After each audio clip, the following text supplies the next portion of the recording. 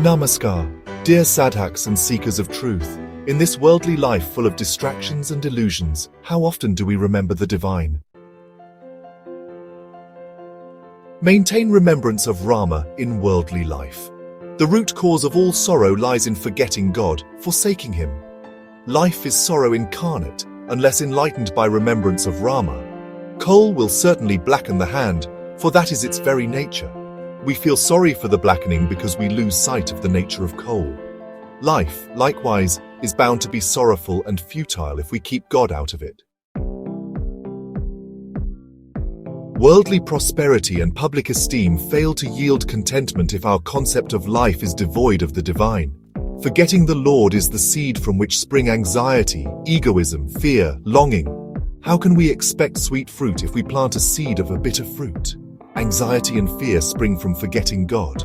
Worldly gain and loss both keep God away. Worldly wisdom, charitable disposition, spotless moral behavior, public esteem, worldly splendor, all these come to naught in the absence of devotion to Rama. One who conducts himself cautiously in the world without forgetting Rama will alone be happy. Surrender yourself unreservedly to Rama and entirely forget me and mine. This is all one needs to do.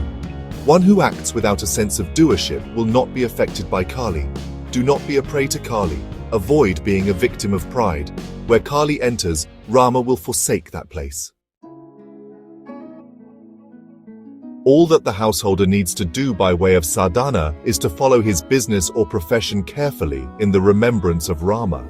He should attend to his duty in the conviction that Rama, not he, is the doer. He heads for ruin who considers that his welfare lies elsewhere than in the hands of Rama. He cannot apply his mind to Rama so long as he considers himself to be the doer. He who gives up I-ness and pride, rest assured that happiness will come in search of him. I-ness will cease to exist for him who dedicates everything to Rama. There is nothing that will tend more to one's welfare than service to Rama.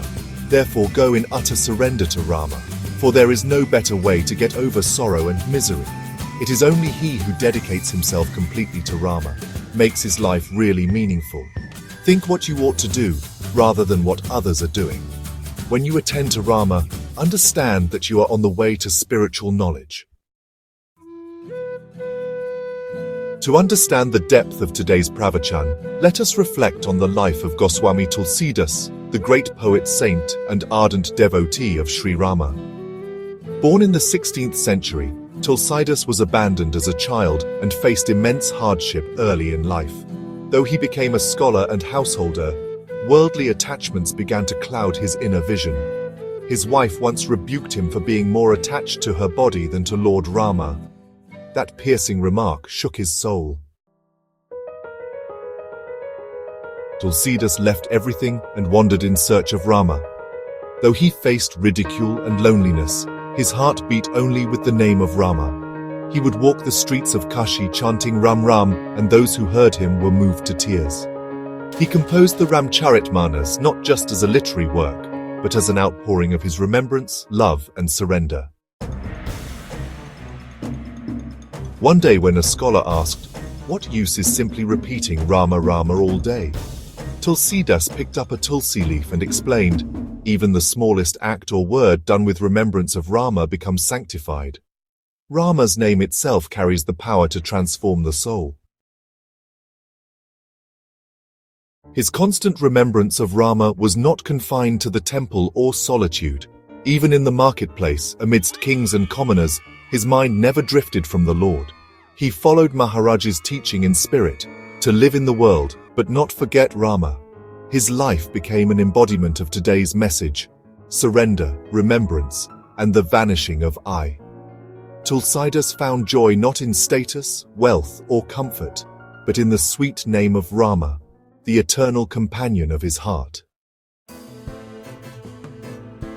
Let us walk through this world not with pride, but with surrender.